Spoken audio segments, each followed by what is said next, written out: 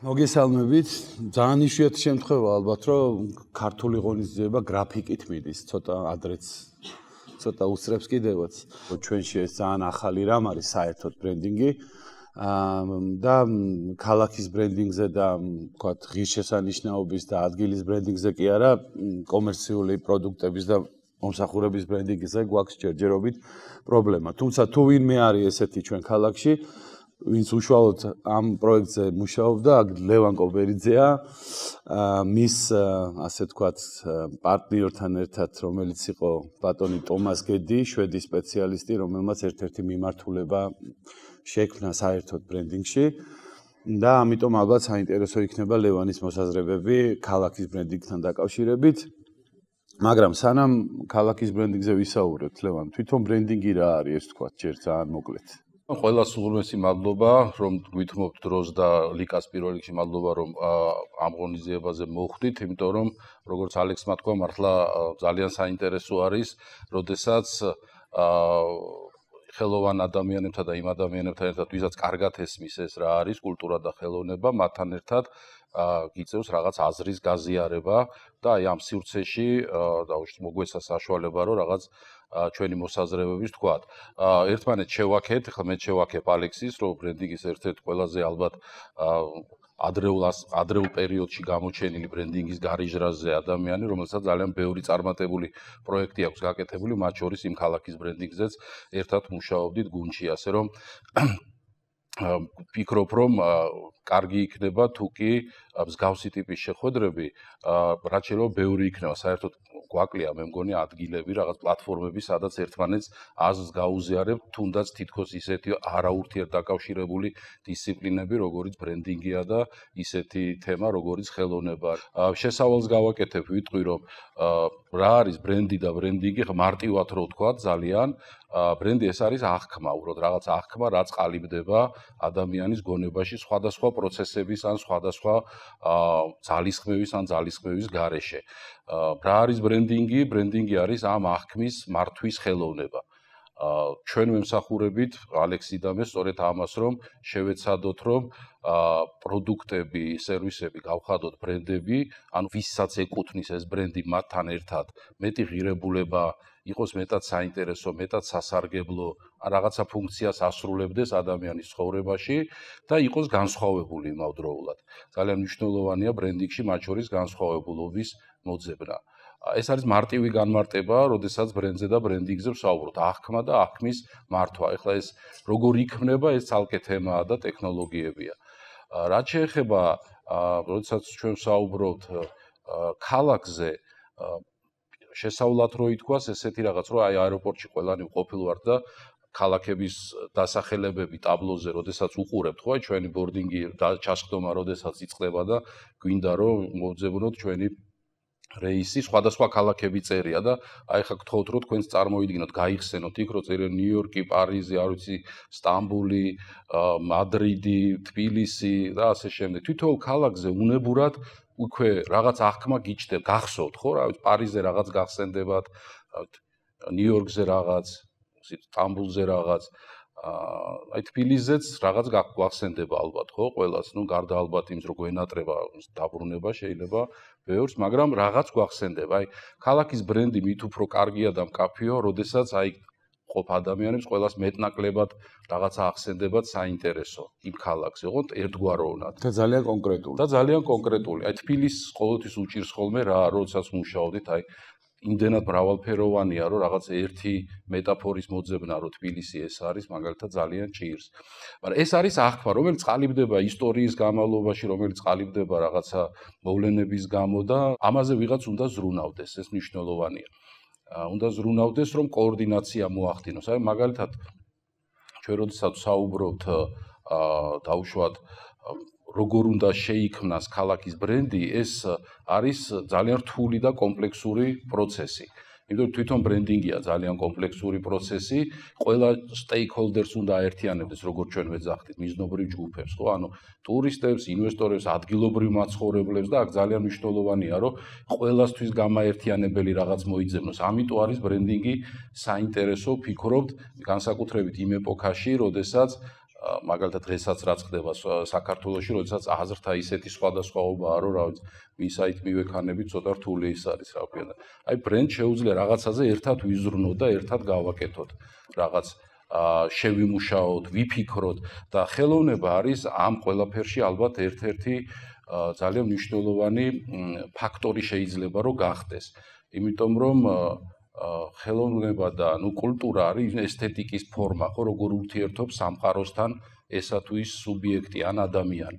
და აი ხელოვნება ყოველთვის არის განსხვავებულად დანახული და ამოთქმა იმ რაღაცის, რაც იმ ხალხს, იმ ქალაქს, ახლა წინა გამოსulis ძალიან საინტერესო იყო, ქანდაკებებზე საუბრობდა და ძალიან მნიშვნელოვანია ქალაქი როგორ ელაპარაკება თავის მაცხოვრებლებს, ტურისტებს, რითი ელაპარაკება. და ეს ერთ-ერთი არის კულტურა, ხო, ალბათ კულტურის ხელოვნების ნიმუშები და ეს ხელოვნების ნიმუშები მე რაღაც ამბავს ყვება. ახლა ქალაქის ბრენდინგზე როცა ვსაუბრობთ, შეიძლება ხა ცოტა თემიდან თემაზე გადავდივარ და ალექსის გადავცემ ხა ცოტა ხანში სიტყვას, მაგრამ ერთს ვიტყვი, რომ აი მაგალითად თბილისის შესახებ ჩვენ თვითონ რას უყვებით ჩვენ სტუმრებს. თითოეული ჩვენთაგანი სხვადასხვა ქუჩის, სახლის, ქალაქის ისტორიას ყვებით სხვადასხვანაირად ალბათ. მეტნაკლებად შეიძლება რაღაც ხოხობზე ვყვებით ისტორიას ერთნაირად, მაგრამ იმის გარდა დარწმუნებული ვარ, რომ ალბათ ჩვენ თვითონვე განსხვავებულ, ასე ვთქვათ, კომუნიკაციას ვახდენთ. და ძალიან მნიშვნელოვანია, რომ როდესაც ბრენდინგზე ვსაუბრობ, ჯერ ჩვენ გავითავისოთ ჩვენი ქალაქი, კარგად ვიცოდეთ რა არის, რა გვინდა რომ მოვყვეთ და მერე მოვყვეთ ეს სხვებს. და ბევრი თუ მოუყვებით ამას მეტნაკლებად რაღაც საინტერესოდ ერთნაირად, ალბათ რაღაცა უფრო საინტერესო გამოვა ჩვენი ქალაქის ბრენდი. აი მაგალითად ვსკეთოთ, ხო არის ეს რახანამ ლეგენდაზე გამახსენდა მიმინო და ხოხობის ეს ცნობილი, ანუ ამაზეა, ხო, ასე სიმბოლიკაც ეს იყო შემუშავებული საბჭოთა პერიოდში, რაღაც ეს თემა წამოიწია. არსებობს მეორე ლეგენდაც, აი როდესაც მუშაობდი ჩვენ თბილისის ბრენდინგზე, არის ერთი ლეგენდაც კიდე. აღმოჩნდა რომ ვახტანგ გორგასალი ნადირობის დროს ხოხობზე კი არ ნადირობდა, ანუ ირემი დაჭრა ფეხში, ამ ირემმა დაჭრილმა ირემმა გაირბინა რაღაც წყარო გადაკვეთა, წყალში გაცურა და განიკურნა და გაიქცა და ეს იყო აი ეს გოგირდების ცნობილი ახლა რომ წყლები, რომლებიც მოედინებოდა და უკავშირდება ეს ლეგენდა იმას, რომ გამოჯამრთელდა ირემი და ამიტომ გაიქცა. და იმიტომ გადაწყდა, რომ აი აქ ეს ქალაქი გაკეთებულ და არა იმიტომ, რომ ხოხობი ჩაიხარშა ამ წყალში. მე პირადად მეორე ვერსია უფრო მომწონს. მეორე ვერსია არის უფრო ჰუმანური, უფრო არ ვიცი, ესე ჩვენზეა დამოკიდებული, რომელს ავირჩევთ. მაშინ ის აირჩიეს და ის გაბრენდდა, ესე რო ვთქვათ, ხო? მე მაგალითად მეორე ვერსია უფრო მომწონს და დიდი სიამოვნებით ვიტყოდი, რომ მოდი იქნებ, რა ვიცი, ამ ვერსიაზეც ვიმჟელოთ და იქნებ ეს უფრო ჰუმანური არის, რაც თბილისში ხდება, ტოლერანტობა, როგორც ახლა ეძახიან და უფრო ადამიანურია. და ყველაზე მთავარი ერთს ვიტყვი კიდე, რომ როდესაც ქალაქის ბრენდინგზე ვსაუბრობთ, ხო, ახლა შექსპირს აქვს ნათქვამი, ხო, what's the city but the people, ხო, ანუ ადამიანები არიან ის მთავარი, ვინც ქალაქის დიზაინს არა მხოლოდ ვიზუალურს ქმნიან. ან ჩვენ როგორებიც ვიქნებით, მე იქ ცარიელი ქალაქი არაფერს არ ყვება, ხო? ანუ ადამიანები და ალბათ ეს არის ძალიან მნიშვნელოვანი, რომ ადამიანზე იყო. ბრენდინგი არის ადამიანზე და ადამიანების ურთიერთობაზე და ხელოვნებაც არის ზუსტად აქ. და აი მე ვიცი, რომ ლიკას ძალიან დიდი ხანია ამ ფონდის გაკეთება, რაღაც გაკეთება უნდა და რაღაც გაეკეთებინა უფრო სწორედ, რომ უფრო აქტიური ყოფილიყო ეს ხელოვნების თემა და ეს ფონდი, რომელიც გაკეთდა ხა ვიღაცებმა შეიძლება თქვა რომ აუ ნომენკლატურაშია იქ არ მე ერთ რაღაცას ვიტყვი ხელოვნება სადაც იქნება ყველგან კარგია და ყველა მხარეს უნდა იყოს და ყველგან უნდა იყოს იმიტომ რომ ის თემა რომ მე მაგალითად აიავლაბართან თქვენ ყვებოდით ახლა იმ სკულპტურასთან დაკავშირებით აი ძალიან მომწონს პირადად მე სუბიექტურად და ვცდილობ რომ სტუმრები გავატარო და ვაჩვენო რომ აი ქალაქში ეს არის საჯარო სივრცე მეტროსადგურში ხო ახლა რუსთაველზეც არის ინსტალაციები ხო ემაზე რა ქვია სანატურებზე გაკეთებული ძალიან კარგია რომ ადამიანებს მეტი შეხების საშუალება მიეცეთ ხელოვნებასთან და მეરે თავის ქალაქზეც უფრო ლამაზად მოყვებიან მოკლედ ეს პატარა თაჩი ასე ვთქვათ შეხება აი ხელოვნება რატომ არის მნიშვნელოვანი ბრენდინგთან ალბათ შევეცადე თუ გამომივიდა მე თუ დაგვრჩება კიდე დრო დავამატებ და ალექს ხო გააგზავნო ლევანმა კარგი ციტატა გაიხსენა ბატონი შექსპირის და მე გამახსენდა ამ დროს ჩერჩილმა თქვა რომ შენობები რომელიცაც ჩვენ ვდგავთ ქალაქშიო მე they shape us ანუ ჩვენ გვძერწავენო რა და მგონია რომ ხელოვნებაც ამის ნაწილია რა ხელოვნებაც გვაქვს საჯარო ქუჩაში არ ვიცი საჯარო სივრცეებში რა ნიმუშებიც არის ეს ყველაფერი შესაბამისად მოქმედებს ქალაქის ბრენდინგზე და ადამიანებზეც და რა თქმა უნდა ქალაქის ბრენდინგი იწყება მისი მოქალაქეებით როგორი კომუნიკაცია როგორ გძნობენ ისინი თავს ლევანმა თქვა რომ აი კონკრეტული რაღაცები გვახსენდება ხო თითოეულ ქალაქზე და ხა ჩვენ თბილისზე რა გვახსენდება ერთი ადგილობრივ მოქალაქეებს მაგრამ ასევე მთავარი არის რა ახსენდებათ საზღვარგარეთელებს თბილისზე და დღესდღეობით რასაც უყურებ გონია რომ ცოტა არეულდარეული და ბევრ სიმახინჯესთან დაკავშირებული მოგონებები არსებობს ან შთაბეჭდილებები ძალიან გვიხარია რომ გამოვიდა ეს ამბავი ამდენი ხნის წვალება ლიკასი მცდელობები იმიტომ რომ ბრენდი თვითონ დავამატებდი ლევანმა რაც თქვა აი ეს აღქმა როა რისი აღქმა არის თქვა ეს არის კონკრეტული შინაარსის და ხასიათის აღქმა რომელიც უნდა კონდეს ნებისმიერ რაღაცას და მათ შორის ქალაქს უნდა კონდეს და კონდეს ანუ როგორი ხასიათის ქალაქია როგორი აურა ტრიალებს შიგნით და ასე შემდეგ და ასე შემდეგ რა შინაარსის ქალაქია იმიტომ რომ მართლა პარიზი ლონდონი და ასე შემდეგ ეს ცნობილი ქალაქები რომლებიც ჩვეულებრივი ბრენდებია და ამას ძალიან კაფეო ეკონომიკური სარგებელი აქვს რა ჩასული ადამიანების რაოდენობა სამუშაოდ, სასწავლებლად, ტურისტები და ასე შემდეგ. ხშირად ერევა ტურიზმის ბრენდინგი და თქვათ ქალაქის ბრენდინგი. ქალაქის ბრენდინგი არ არის მხოლოდ ტურიზმი, ეს არის უამრავი იმ სიკეთის მიღება, რა დანიშნულებითაც უნდა რომ ქალაქმა მიიღოს სიკეთე და ჯერ უნდა ვიცოდეთ როგორ ქალაქს ვაშენებთ, როგორ ბრენდს ვაშენებთ და რა სიკეთეები გვინდათ მივიღოთ. ვინ გვინდა მოვიზიდოთ ჩვენ ქალაქში. აი აქედან გამომდინარე ეს ხასიათი ძალიან დიდი პრობლემაა, ძალიან არეულდარეულია თბილისის ხასიათი. მართლა ამ ხოხობს და ირემს იქით რაღაცნაირად ვერ მივდივართ, ხო და ერთ-ერთი ყველაზე დიდი საფრთხე ბრენდინგში რაც არის ის რომ თუ შენ არ მართე აღქმა და ყველა ჭკვიანი ქალაქი და ქვეყანა მისი ასე ვთქვათ მესვეურები ამას ცდილობენ, იმიტომ რომ ყველაზე დიდი საფრთხე რაც არსებობს ბრენდინგში ერთ-ერთი ალბათ ლევან დამეთანხმები, ეს არის თვითნაბადი ბრენდის აღქმა. ანუ, როდესაც ინფორმაციული ვაკუუმი იქმნება, არავინ კომუნიკაციას არ მართავს, ჩამოდის ადამიანი და იძახის რა, იარა, სადღაც ჭამა, სადღაც რაღაც ნახა და შეიძლება წავიდეს და თქვას რომ თბილისი არის ხინკალი, რავი, გვაწყობს ეგ, რომ ეს არის თბილისი. პლუს ამას ეკონომიკურ დანიშნულებაზე ვილაპარაკე და ეკონომიკური დანიშნულება არ არის მხოლოდ ქალაქში შემოსული ამბავი. ქალაქის ბრენდინგს აქვს, ასე ვთქვათ, საზოგადოებრივი დანიშნულებაც და კონკრეტულ პიროვნებებზე მიმართულიც, ვინც ქმნის ამ ქალაქის ხასიათს. მაგალითად, ჩვენი ყველა ის ხელოვანი, რომელიც სამწუხაროდ საბჭოთა დროიდან ჩაკარგულია და ასე ვთქვათ, ჯერ საქართველოს უნდა გაიგონ და თბილისი რა არის და არჩანან და ნელ-ნელა თავისით იწვალეს გავიდნენ იგივე ქეთუთა და სხვები, ვისაც ჩვენ ვახსენებთ, ხო? ესენიც შეიძლება ქალაქის ბრენდინგის გამო, ქალაქის კომუნიკაციის გამო, მათი ნამუშევრების წარმოჩენის გამო, მათაც ეხმარება, რომ თვითონაც შედგნენ როგორც ბრენდები. შედგნენ კი არა, განვითარდნენ როგორც ბრენდები.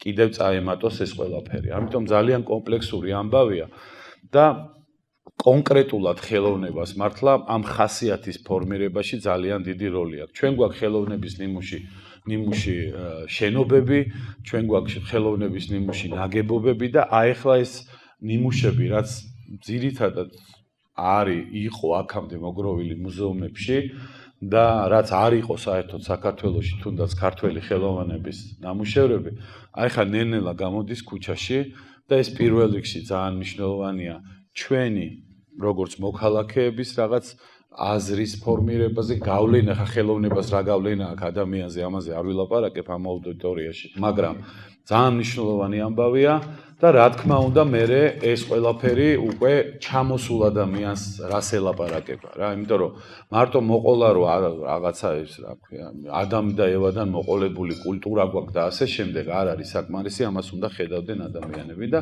პლუს ამას ერთი ძალიან ისეთი კონკრეტული კომერციული ამბავია ეს ხელოვნების ნიმუშები, რომელიც ეხა უნდა დაიდგა უკვე ნაწილი და უნდა დაიდგას და მე დიდი იმედი მაქვს, რომ ეს ფონდი დიდხანს იარსებებს. არის ეგეთი ტერმინი არსებობს Instagramable რა. ანუ ადამიანი უღებენ ფოტოებს ამას და ასე ვთქვათ მეორადი ეფექტით თბილისის კომუნიკაცია ასევე ხდება იმ ადამიანებზე, ვინც არ ყოფილან აქ. და იქმნება წარმოდგენა და რაც უფრო უკეთეს ფოტოებს ნახავენ, რაც უფრო კარგ ნიმუშებს ნახავენ, რაღაცეების, მათ შორის ხელოვნების, ხო? მით უკეთესი ჩვენი ქალაქისთვის, ჩვენი ქვეყნისთვის, იმიტომ რომ დედაქალაქია ბოლო-ბოლო ყველაფერსო თავი დავანებოთ. ლევან, დამეხმარე. გავაგრძელებ მეც აზრს ალექსის, ანუ ხელოვნებაზე როდესაც საუბრობთ, ძალიან მნიშვნელოვანია ჩვენ ახლა კონტექსტიც გავითვალისწინოთ, ხო, რა ხდება დღეს საზოგადოებაში და ხელოვნებას რა ადგილი უკავია, ან შეიძლება რომ დაიკავოს. ახლა მაგალითს მოვიყვან, როდესაც ინგლისში იყო პერიოდი, როდესაც სამოდელოებაც, ხელისუფლებაც, არც ყველა ფენა ფაქტიურად იყო, ვიტყოდი ესე დისკრედიტირებული და საზოგადოება სჭირდებოდა რაღაც დასაყრდენი, რომ იქ რაღაც რეფორმები იყო გასატარებელი ქვეყანაში, იმიტომ რომ ეკონომიკაში ძალიან დიდი პრობლემები ჰქონდათ. მაშინ იმ დროს, ახლა ბევრმა შეიძლება, ჩემთვისაც ძალიან საინტერესო იყო, როდესაც წავიკითხე ეს ფაქტი, რომ მეცნიერებთან მოხვდნენ, ანუ ხელისუფლებამ გადაწყვიტა მეცნიერები ჩაერთო ქვეყნის მართვაში და ნიუტონი დანიშნეს ეგრეთ წოდებული იქაური მაშინ ეროვნული ბანკის პრეზიდენტად. და ნიუტონმა გააკეთა შილინგის, მოკლედ მთელი აი ეს რეფორმა, მოკლედ რაც გააკეთა ინგლისში ვერცხლის შილინგის, რამაც მეერე საკმაოდ დიდი ძლიერება მოუტანა ფინანსური, ანუ გააკეთა მან და მეცნიერებს დაეყრდნო, მოდი ესე ვთქვათ, იმ მომენტში ერთ-ერთმა აი ამ ვიტყოდი საზოგადოების ნაწილმა წაიყვანა თემა.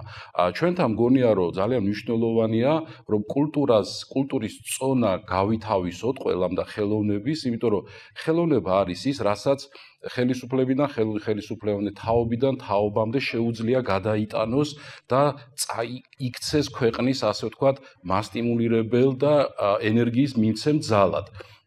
მუდმივ მოქმედზალად, ხო, იმიტომ რომ ეს ხო ჩვენგან ხელოვანი ადამიანები ხო, ღმერთისგან არის, ხო, ეს იბადებიან და ქმნიან მერე თავის ნამუშევრებს, ისე რომ ეს არ არის რაღაც იმ კონიუნქტურაზე დამოკიდებული და სხვათა შორის HP-ს აქვს არის ესეთი ბრენდი, რომელსაც უწერია თავის მისიაში ორი რაღაცა, ერთ-ერთი უწერია, რომ უნდა რომ დაეხმაროს არამიწიერი ცივილიზაციის აღმოჩენაში ადამიანებს, ჯერათ ამისი და ტექნოლოგიებია NASA-ში, HP-ში ძალიან ბევრი ამაზე. და მეორე რაც საინტერესო ალბათ დღევანდელი შეკვირებისთვის იქ უწერია HP-ს, რომ ისინი თვლიან და ჯერათ, რომ ხელოვნება არის ყველაზე მნიშვნელოვანი, რაც კაცობრიობა შეუქმნია და თაობიდან თაობაზე ისინი თავიანთი აღსადგენი ფრესკების, ნახატების, ტექნოლოგიებით ეხმარებიან ხელოვნებას, რომ თაობიდან თაობას გადაეცეს.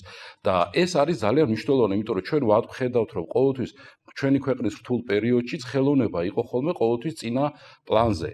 და მინდა ვთქვა ერთი რამ, რომ სხვათა შორის ძალიან კარგი წარმატებული მაგალითებიც გვაქვს. აი მაგალითად ეხა რო ავიღოთ ბასიანის кейსი, ბასიანმა მოახერხა ის, რომ ყოველგვარი რაღაცა სახელმწიფო, ასე ვთქვათ, რეკლამების და კომუნიკაციის გარეშე თავისი არსით მოახდინა ის, რომ ეს სივრცე გახდა ევროპაში იმდენად ცნობადი და პოპულარული, რომ აქ ჩამოდიოდნენ და ჩამოდიან დღემდე ძალიან ბევრი ადამიანები, ვისაც უნდა რომ რა ვიცი, გაერთოს, რაღაც იცეკოს და ასე შემდეგ. ხო, ანუ ესეც არის რაღაც საინტერესო მაგალითად, სიტყვაზე ვთქვათ, იგივე ჩვენ რო საუბრობთ ახლა ხელოვნებაზე, დღეს მე რასაც უყურებ ძალიან დიდი ბუმია ხელოვანების, მთელ სოფლიოს ბუმს ემთხვევა ეს, რომ უფრო და უფრო იზრდება, რა ვიცი, მოთხოვნა ცნობილ, არაცნობილ მხატვრებზე საქართველოში და ჩვენ როდესაც ბრენდინგზე მუშაობდით ქალაქში, იქ სხვათა შორის ჩავწერეთ მისიაში, რომ თბილისი შეიძლება იყოს, გახდეს მთელი სოფლიოსათვის შთაგონების, მეგობრობის,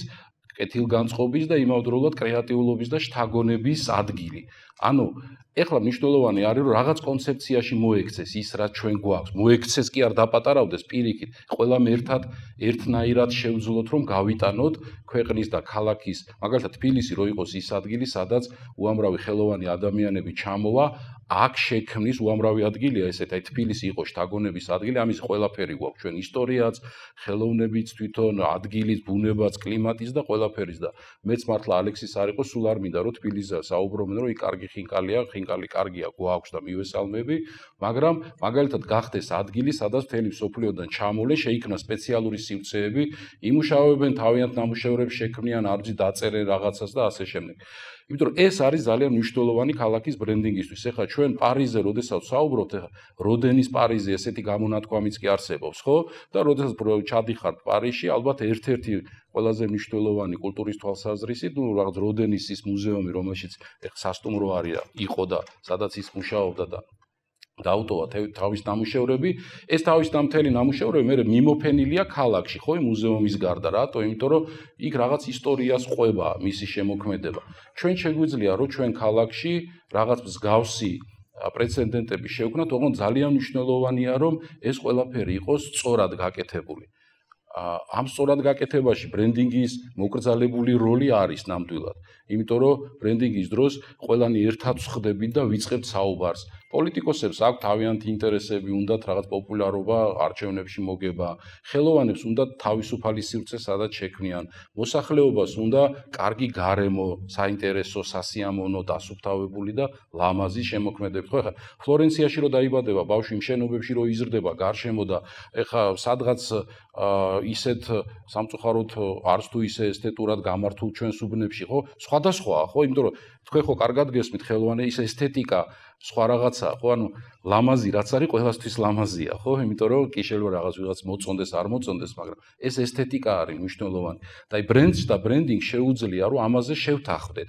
აი ეძახიან მაგალითად პირველი სართულის ბრენდინგს ეძახიან და მაგალითად რომ ავიღოთ ნებისმიერი ერთი უბანი თბილისში და ვთქვათ, რომ მოდი აქ იყოს ინტელექტუალურად ხელშემწყობი ადგილები მოსახლეობისთვის, ბიბლიოთეკები პირველ სართულზე, კაფეები, სადაც წიგნებთან და კერძო სექტორს უთხრათ, რომ მოდი აი ეს ესეთი იქნება, სახლს რო აშენებთ ბინას, პირველი სართულები ვალდებულება გექნებათ, რომ ესეთი სივრცე იყოს. მერე გააქირავეთ, მაგრამ პირველი სართულის ბრენდინგი ადამიანი რო გაივლის, წიგნი დაინახოს ხელშესახებად და ეს რაღაც მისცემს ხო აღქმას. მეორე შეიძლება იყოს, ეხლა ბელიაშვილის მაგალითს ვიტყვი, ეხლა ცოტა იმას შევედით სიღრმეებში, მაგრამ ბელიაშვილის მაგალითი.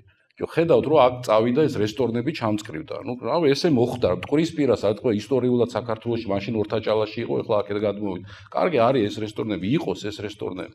პირიქით მოდი კლასტერი შეიქმნას და ეს ვიტყვი ეს მოწინააღმდეგე მხარეს ნუღარაში კორპუსი, იმიტომ რომ ის კორპუსის მაცხოვრებელი მე აქეთ რესტორანს უჩივლებს მუსიკაზე, მე ეხლა დაკეტავენ ხმაურის კანონის გამო იმ რესტორანს, მე იმ რესტორანში ხალხი აღარ ივლის და ისე, ანუ რაღაცა თავისით როდესაც კეთდება, არის ხოლმე ეს ტენდენცია, უნდა დაიჭირო და ხელი შეუწყო მე პირიქით იმას.